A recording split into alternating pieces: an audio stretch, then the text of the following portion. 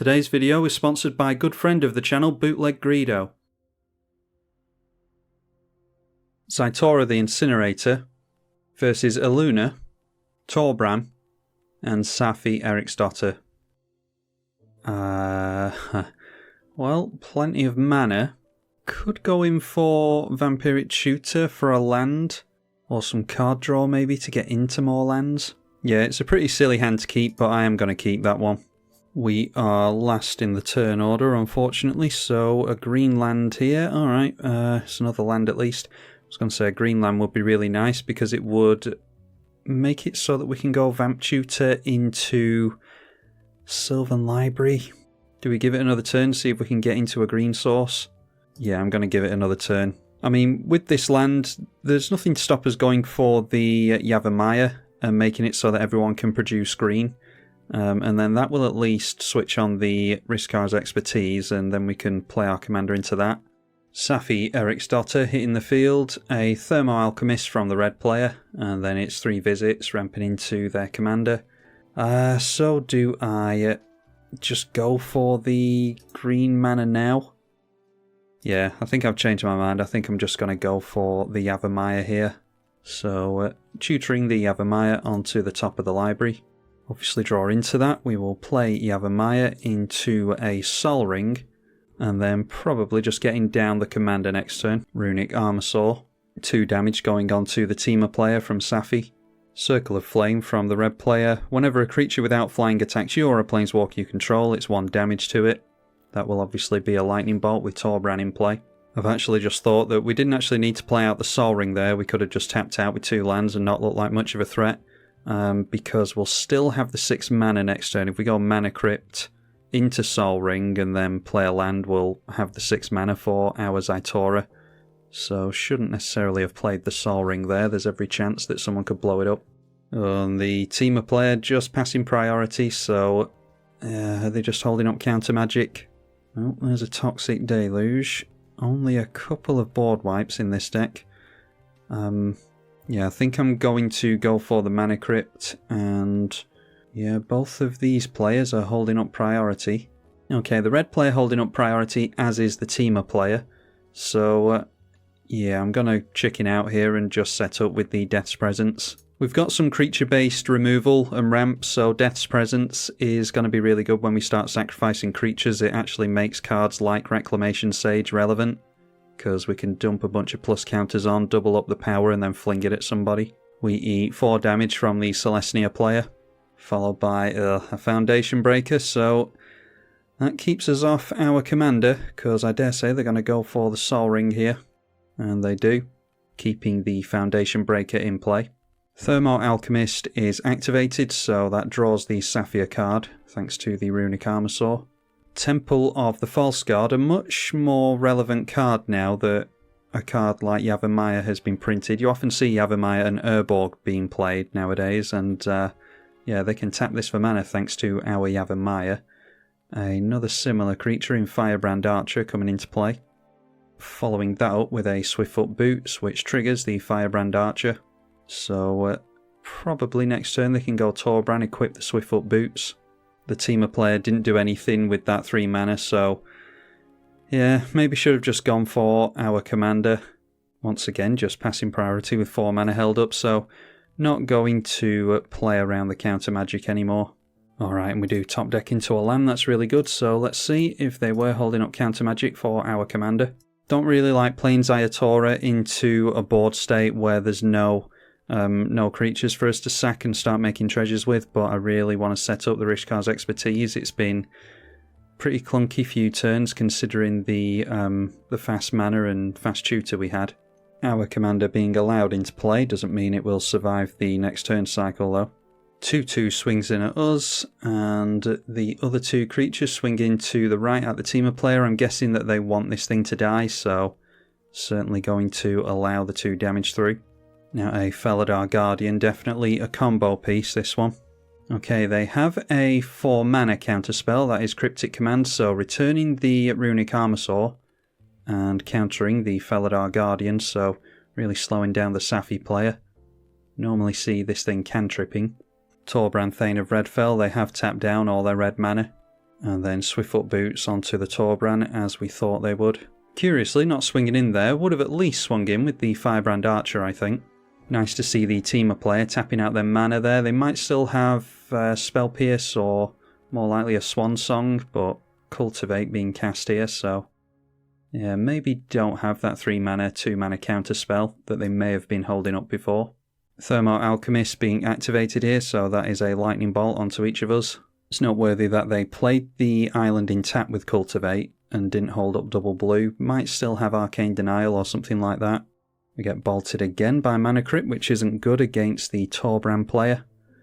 Okay, there's a swamp. Let's just go for the Rishkar's Expertise. Alright, so really hoping that we can land this because I don't think we're going to do much of anything, if not. Okay, yeah, into the Royal, that's a pretty big blowout. So I'm going to cast... can I put life into Toxic Deluge here? Yeah, I can cast it for free, and I'm assuming it lets me... Yeah, I can pay the life here, so might as well go for the Toxic Deluge, try and slow my opponents down. Let's go for 4 life into that. At least we got something out of the Rishkar's Expertise. It wasn't the thing that I wanted, though. Toxic Deluge going to wipe the board here, I hope. Saffi going to bring this thing back into play, and that no doubt is going to blow up our Mana Crypt. So that goes into the command zone, and the Foundation Breaker comes back into play. Alright, that's good. It gets rid of the Swiftfoot Boots. Play a land and pass. Saffi not getting Saffi Eriksdotter back into play, instead deciding on the Runic Armasaur. And 2 damage in towards the Teamer player. I think we do need to be looking at this Teamer player. They keep holding up interaction for us all. Makes it more difficult for us to play. Good job he got rid of the Swiftfoot Boots, because Atali would have come down with haste there. And there we see a Blasphemous Act from the Teamer player, so once again wiping the board and hopefully permanently getting rid of the Foundation Breaker. That makes it more viable for us to get our Ziatora out this turn then. See if we can dodge a bolt this time. We do get bolted again, going down to 17 unfortunately. There's a Wood Elves. Don't think we can play Wood Elves. No, can't play Wood Elves into our commander, so unfortunately just have to... Do we just set up a little bit here and get down our 2 elves?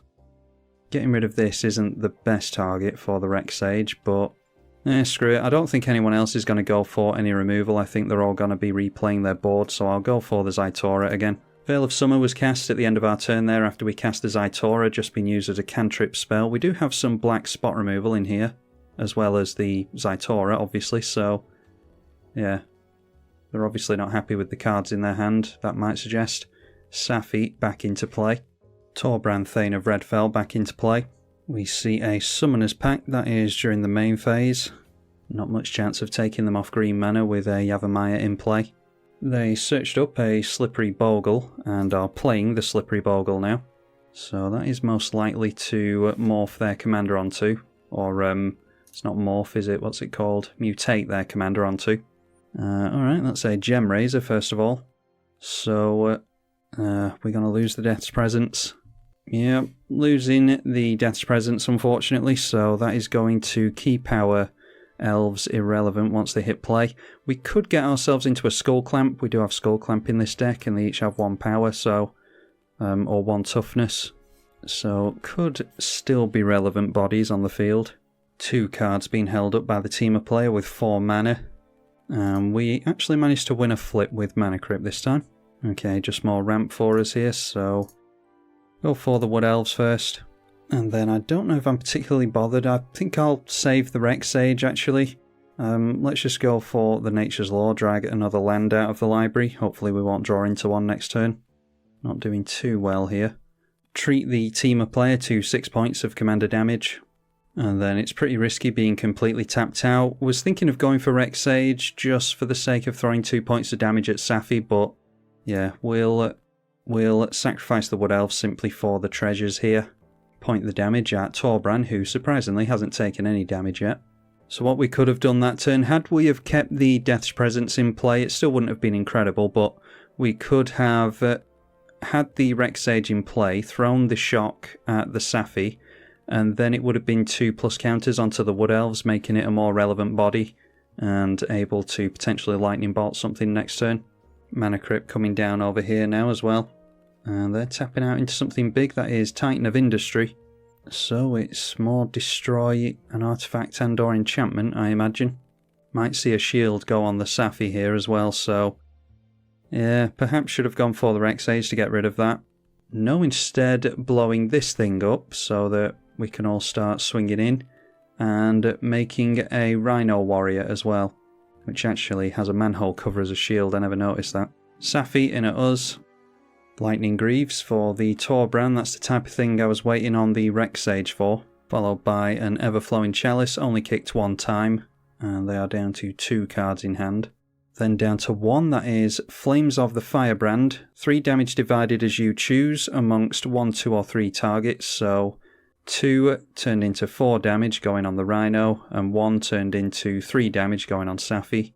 Sacrificing the Saffi doesn't do anything here. They could protect the Titan just in case, but doubt anyone's going to be blowing that thing up. So they don't even bother there. Just having Saffi go back into the command zone. Probably should have sacrificed it and pointed it at the Titan just in case. Could be a Pongify or something like that over here. Eureka moment at the end of Torbran's turn. They get Verdant Catacombs into play and crack it. They do have to pay for the Summoner's Pack during their upkeep, so 4 mana being swallowed up straight away here. So that might keep them off their commander. If they get into a land, they can cast the Illuna this turn. And then we are the wide open player looking to get rid of us. 4 damage going into us with the Gem Raiser. Bane of Progress has now been cast, so down go our treasure tokens. Actually thought of putting Bane of Progress in this deck because we could make treasures, blow them up, and then have a big creature to fling at someone. Yeah, we're just getting into all the ramp this game, unfortunately. It's pretty much all we've got into. If we'd landed the Rishkar's Expertise, it could have been a lot better for us, but yeah, there's always that risk against a blue player, unfortunately. So we'll just have to hold back here. I think we'll make some treasure tokens. I will fling the Sakura Tribe Elder. Well, that was a nice surprise. The Titan of Industry not tapping down.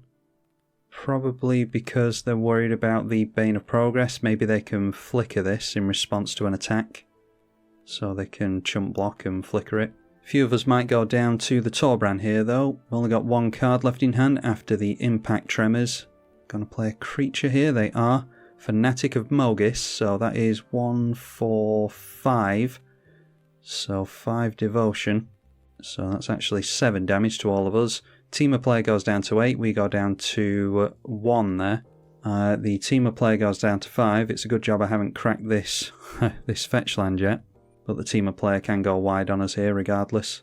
Illuna, Apex of Wishes, and that is getting mutated onto the Bane of Progress. So that commander is a 13/13. And they got themselves into another mutate creature, Auspicious Starix. And swinging in at the Torbran player. Potentially not leaving up any protection there, curiously, so we could go in and take them out, but I'll certainly force another player to do that. Okay, that is Thassa Deep Dwelling. So if they flicker a mutate creature, the creatures that have been mutated fall to pieces and land on the board, so we'll get some more ETBs there potentially. Cross and Verge being cracked by the Celestia player. Flickering their Illuna, so yeah, they're going to get a Bane of Progress trigger again. That being debuffed down to a 6/6, but they do untap a couple of their creatures there, which explains why they swung in with a flyer. Okay, a Goldspan Dragon. Yeah, not really all that much we can do with Goldspan Dragon. Let's just get our 2 creatures down. We've lost here regardless, so just throw down the Rexage and pass the turn. Got a few power doublers in here and plenty of big creatures, but yeah, just didn't get into them unfortunately. Saffi back into play for 6 mana, and then the 7 power Trampler swings in towards the teamer player. Yeah, we could have swung in towards them, traded commanders, and then that might have been able to force its way through. Yeah, probably not, they would have just double blocked on it. So they take a damage and go down to 4. Torbran just passing straight through the turn with only 1 card in hand, and we see Illuna hit play again. And it goes onto the Auspicious Starix. That got them into another fetch. and a Peregrine Drake, so untapping 5 lands with 1 card in hand. Now the Illuna swinging in at the Torbran, the 6/6 swings in at us, the Gem Razor swings in at us as well, and then they go for tapping down our commanders, so they go wide on us here. Then Thassa flickers the Illuna again, so separating it from the Starix. Saffi had a full grip throughout most of the game and hasn't really been touched with regards to life, but hasn't done a whole lot of anything. Throwing out a Crater Hoof Behemoth, so +3/+3 on all of their stuff. Might try and shoehorn their way through to the Teamer player. Saffi is a 5/5, a 10/10 Titan of Industry, and Crater Hoof an 8/8. That does have haste, so it can swing in. They all go in to finish off the Teamer player, or attempt to. So successfully getting rid of them, they go down to -19. Fanatic of Mogis and Torbran swinging straight in, so knocks them down to 14. This will be a decent race. Just been holding on to all their bombs apparently. Kogler, the Titan Ape, probably gets rid of Torbran, and it does. Noteworthy that Saffi is a human, so they can bounce the Saffi back to hand. So really going to save on command attacks with that from now on. Turning both their big creatures in sideways. A Molten Psyche. They only have 1 card in hand, so don't see that that's going to do much of anything for them. They obviously didn't have Metal Craft there either. And they just decide to scoop there, so yeah, Torbran not going to get back from that. Obviously the green and white player goes wide on them there. Kept a greedy hand, maybe should have gone for Wheel of Fortune or something like that with the Vampiric Shooter, but yeah, could have just as easily have gone the other way. If we'd landed that Rishkar's Expertise, then the game could have been totally different for us. Hopefully you all enjoyed this visit to Ziatora. Consider donating on Patreon, and a massive thank you to those of you who do already. I'm tribalkai. Thank you for watching.